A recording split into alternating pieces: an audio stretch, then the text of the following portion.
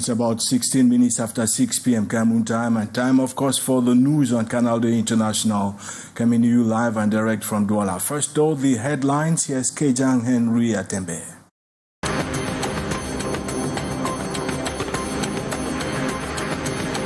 The third and last session of Parliament opens today with high anticipation to examine the 2025 budget for its adoption by lawmakers. The November session will be determinant as the economic blueprint of the different sectors is expected to be outlined by the Prime Minister, head of government, by the close of the session. As major producers maintain export restrictions, the rice market in Cameroon keeps exploding with soaring prices, leaving low-income households and consumers of this global staple in a nadir. And with Donald Trump poised to return to the White House, he is seemingly going to inherit structural problems on a diplomatic front as he will re-engage with Africa, China, and Russia. From the banks of River Vuri, the 6:15 news rolls out in a split second with anchorman Tariq Divine Ramsey Jr.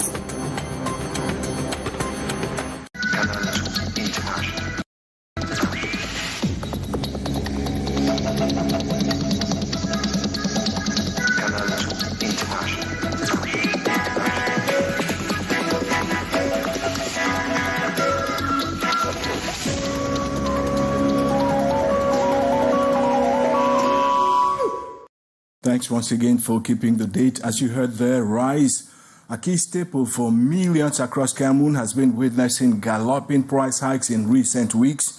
In fact, across markets in Duala, prices have as much as tripled in some cases, forcing consumers to struggle, grumble, and call on the government to immediately intervene, especially as Christmas and New Year are fast approaching. Here's Sherifa Saleh. Chantal came to the market in Duala with a plan, but as she looked over the prices, she found herself making tough choices. Before, I could cook a pot of jollof rice with just 1,000 francs CFA, but now the same amount is cooked at the price of 2,000 francs. Everything is expensive. A cup of rice we could get before at 75 francs is now 200 francs CFA. Rice, once a staple for families across the city, has become a costly luxury, with prices soaring from 350 francs to 700 or even 800 francs per kilogram, according to vendors. The bag of rice sold before at 18,000 francs is now between 25, 26 and 35,000 francs CFA. Depending on their qualities, it's really complicated.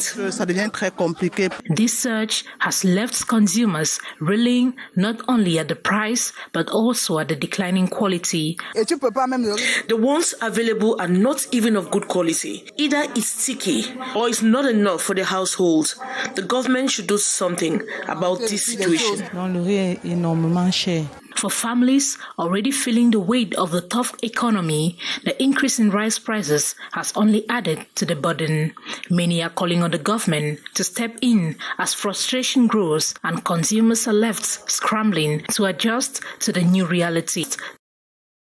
We now take you over to Kribi in the southern part of Cameroon, where bar owners have gone on strike, shutting down their establishments to protest what they call unexpected beer price hikes. They argue the increase threatens their livelihoods and also strains consumers already struggling with rising costs of living. Here's Tim Morin. Beer protest has been on since November 6, 2024, a movement they are calling Zero Purchase, Bars Closed. This initiative aims at boycotting recent price hikes in the beverage industry was launched during the General Assembly meeting in Kribi, where bar owners decided to take collective action by shutting down their businesses. We lock and we need to buy, we need to sell until they take a resolution of the problem or solve the problem. The protest, which has now entered its fifth day, was assessed by members of the Ocean Bar Owners Union during a coordination meeting in the Ndombe neighborhood. The union leaders examined whether the strike action was being fully adhered to by all members. All bar must be locked. Yeah. You not fit do action again. If government not fit help we don't decide that, we go lock all the bar. Eve Magia, president of the Ocean Division Bar Owners, like in other parts of Cameroon, bar owners in the Ocean Division see the way blindsided by the recent price hikes on the beer products. The standard price for 65 litres CL bottles, formerly set at 650 francs, has been quietly increased to 700 francs. We pray by God and government for Cameroon, say them help me for almost 50 francs for that 700. For that time, we still open again. Local bar owners argue that this price increase without prior notice puts a significant strain on the business margins and impacts their customers, many of whom are already facing economic challenges. Now, Cameroon's 2025 state budget will focus more on road infrastructure and quality healthcare for the country's citizens. The third and last ordinary session of Parliament, which opened today in Yaoundé, will examine and adopt the budget as Cameroonians hope for significant investments in national development and citizens' well-being. Here's Chia Hyacinth from Yaoundé.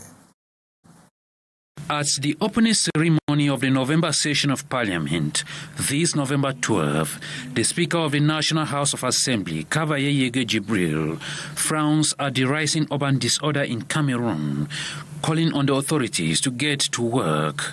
He hammers on electricity crisis, green corrupt practices, the unavailability of birth certificates for thousands of Cameroonian children, the numerous disasters plaguing the country, with the latest Chang landslides, with the bodies of some of the victims yet to be dug out, as he calls on the different ministerial departments to take preventive measures. Mentioning these ideas means that the Assembly is aware that something is not going very perfectly where they thought it should be, and being aware gives hopes that in trying to give out the budget for the year, those rubrics need to be fed. Ça montre à suffisance le mal qui est profond. Vous voyez qu'on n'arrive pas à évacuer les corps à moins de 24 heures. Ça montre à suffisance la malgestion. Ça montre à suffisance l'incompatibilité des membres du gouvernement à pouvoir satisfaire le peuple. The opposition members of parliament insist that the president in his address left out the vital element of budget transmission document, which was a problem in 2023. We don't want what happened last year to be happening this year again. So we were waiting for him to ask for the government to respect the delays of transmission of the budget here in the parliament. We asked for the respect of the delays at least 2 weeks for them to transmit the document. As the budgetary session opens, the MPs have varied expectations. It's been that of roads. I keep saying there's roads all over the Republic. We hope that at the end of this budgetary session, much should be done in that domain. We here as Member of Parliament are waiting for the President to come here with the project of modification of electoral code. There's no other way to go to free and fair election so as to keep peace in 2025 without modification of electoral code. And talking about the 2025 presidential election, Kavaye Yege Jibril reiterates that it is a sensitive year and Cameroonians must tread with caution. Important to recall that the key activity of the November session is to examine and adopt the 2025 state budget, as the lawmakers await the passage of members of government in plenary sittings of the hemicycle after the presentation of the proposed budget by the Prime Minister head of government. Meantime, the third edition of the Duala Economic Forum is underway in the country's commercial hub, with transport, logistics, and real estate development at the center of discussions. Key stakeholders at the event are focusing on local production as a potential strategy for making the city much more reliant and attractive. Yes, Gladys Ambo Ndibang.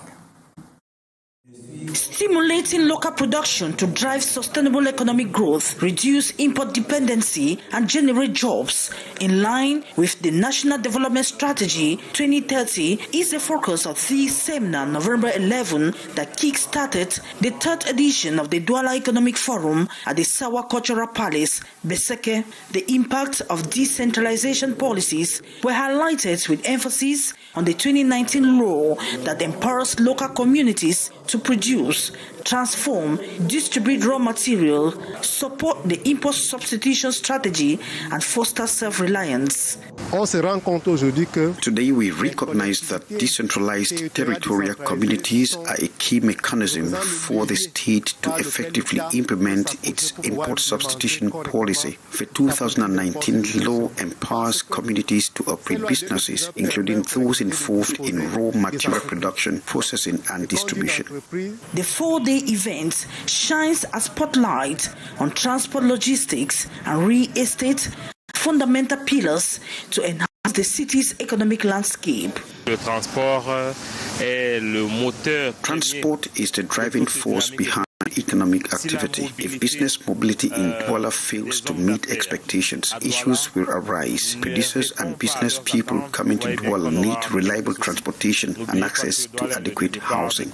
In addition to the exhibition of locally made products, discussions during the forum are expected to yield actionable recommendations for developing Duala's transport and real estate sectors to boost its role as a thriving economic center.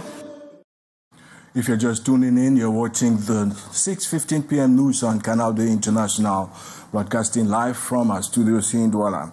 Now, the African Synergy Against AIDS and Suffering will join the global community on December 1 to commemorate the 37th World AIDS Day. Ahead of the event, the Pan-African NGO led by Cameroon's First Lady Chantal Biya will host a series of activities throughout the country. In a press release issued earlier today, Executive Secretary Jean-Stéphane Biatta announced that on November 27th, sensitization material will be distributed to school health clubs and associations at African Synergy's headquarters in Yaoundé. That will be followed by educative talks and then a special TV program due broadcast on state television. We shall be keeping the tabs on the story as it unfolds. Now, a new approach to primary education, starting with local languages and then transitioning into French or English or both, is being introduced at a workshop still in Yaoundé. Beatrice Gamo says the initiative aims to enhance learning and facilitating the learning process by using local languages. Here's a report. Fundamental and literacy skills of children can be well developed if they are opportune to begin learning in their mother tongue, that is local language, at the basic education level before moving to national languages. It's easier for them because otherwise they are confronted to a language that they don't speak and they don't know when they arrive at school. So it's important that we welcome them in the schools, speaking their own language, a language that they know and that they can already master. So it's easier for them to learn the alphabet and then to learn to write and read because they already know the words that we talk about. And then progressively, we can go towards learning another language. We can go towards English, we can go towards French. A guide in that light is being shared at a 3-day workshop in Yaoundé, elaborated by experts of the school and national programs in Africa, better known as ELAN program. To present how we can transform a national curriculum in a curriculum that is bilingual or plurilingual and takes into account all languages present in Cameroon. That is to say, a new mechanism to support countries in their efforts to improve their education system. Initiative by the Institute for Education and Training, IFEF, a subsidiary body of the La Francophonie International Organization, with mission to provide member states with technical expertise for the development, implementation, monitoring, and evaluation of their education policies to ensure inclusive, equitable, quality education and promote lifelong learning opportunities for all. And now on our feature story page, we meet Sanatu Ladus, who opted for singlehood at the age of 18. She says it is a decision that has accorded her independence and a pain-free life ever since. Now aged 55, she shared her experiences, singlehood experiences, with her very own Cynthia Latte. Here she comes. As the afternoon fades in Duala, the economic capital of Cameroon, we encounter Sanatu Ladus at her usual selling spot. At 55 years old, she has chosen to remain unmarried, a decision she made at the age of 18, and since then turned down various proposals for companionship. I have never chosen a communal life, and getting married has never been my preference. Growing up, I experienced trauma due to the circumstances around me, which led me to decide against being in a relationship. In my environment, I observed that women often faced pressure to conform, and many were subjected to violence and abuse. This deeply affected me, and I resolved that I would not marry. Despite societal pressures to conform to a traditional marital role, she has steadfastly resisted the expectations of her environment.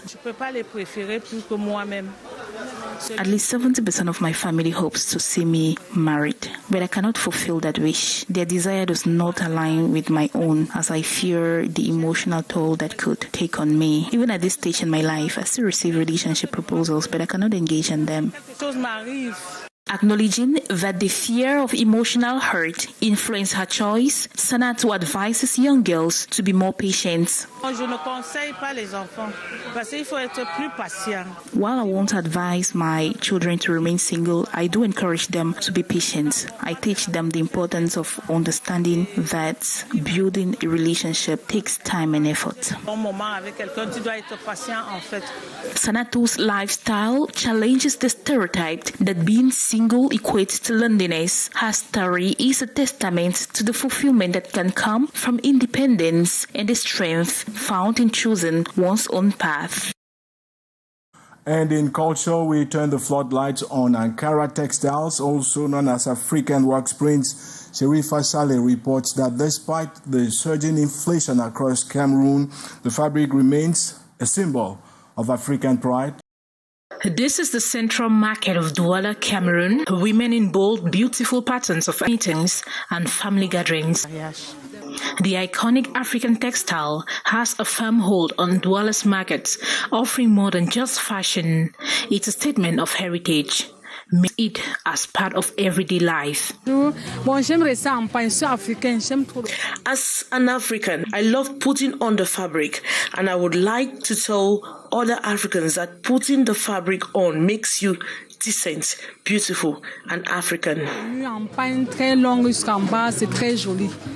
According to vendors, the fabric quality varies wildly, with prices reflecting origins from different regions across Africa, especially West Africa. They describe a complex supply chain where fabrics are imported from countries like Nigeria, Ghana, Benin, and Ivory Coast to meet local demand. Coming to the markets, you won't lack a fabric depending on your budget. There are different varieties, and the prices begin from 3,000 to 150,000 francs CFA per fabric. Despite growing economic pressure in Duala, the demand for the African textile is high, as people from all walks of life see it as a way to celebrate and preserve African culture. And now beyond Cameroon, geostrategists argue that the influence of the United States in Africa is significantly waning, leaving space for China and Russia to expand. And as Donald Trump prepares to take over tenancy of the White House, experts add that Africa has been pushed way down the U.S. agenda. Here's Kejan Henry Atembe. As Donald Trump looks to return to the White House, the U.S. will inherit a weakened presence in Africa, a trend that has accelerated under Joe Biden. Diplomatic efforts have faltered with understaffed embassies and unfulfilled objectives, leaving the door open for China and Russia to expand their influence on the continent. Reports from U.S. officials show how Africa has slipped off the American agenda, with key embassies in countries like Niger and Guinea struggling to manage political and security challenges. The U.S. has even lost a key military base in Niger, while jihadist activity in the Sahel continues to rise, both signs of America's diminishing role. Under Trump, Africa is likely to face a more transactional approach with a focus on countering China and securing resources. While this may bring economic opportunities for U.S. businesses, it could alienate African governments by sidelining human rights and democracy concerns. Diplomatic failures are also structural. Staff shortages across critical embassies mean that basic functions are left unfulfilled, further weakening the U.S. ability to meet its goals. The coming years will determine whether the U.S. re-engages with Africa or if China and Russia will continue to fill the gap. Up next is Janice Kamga and the debrief. Meantime, stay safe, run from trouble on the double. See you tomorrow. Same place, same time. Bye-bye.